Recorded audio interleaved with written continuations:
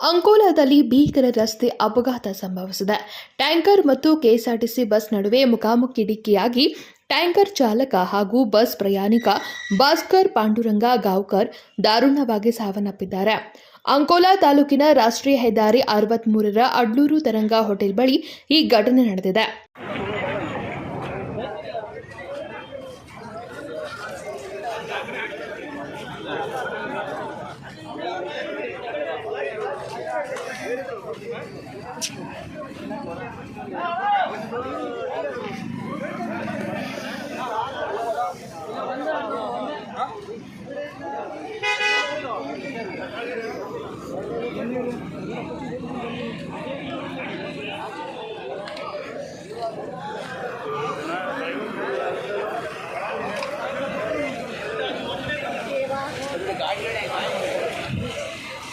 Bus Ankola ಕಡೆಗೆ ತೆರಳುತ್ತಿದ್ದರೆ ಕಾರವಾರದಿಂದ ಹುಬ್ಬಳ್ಳಿಯತ್ತ ತೆರಳುತ್ತಿದ್ದ S S ಲಾಜಿಸ್ಟಿಕ್ನ tanker ಎದುರುಗಡೆ ಬಂದು ಡಿಕ್ಕಿಯಾಗಿದೆ ಎಂದು ತಿಳಿದು ಬಂದಿದೆ.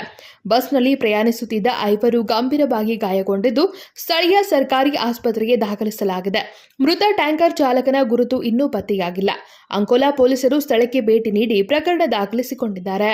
ನಿಖಿಲ ಸುರ್ಕಾರ್, ಕೆಎಂಎಂ ಕನ್ನಡ ನ್ಯೂಸ್, ರಾಮನಗರ್.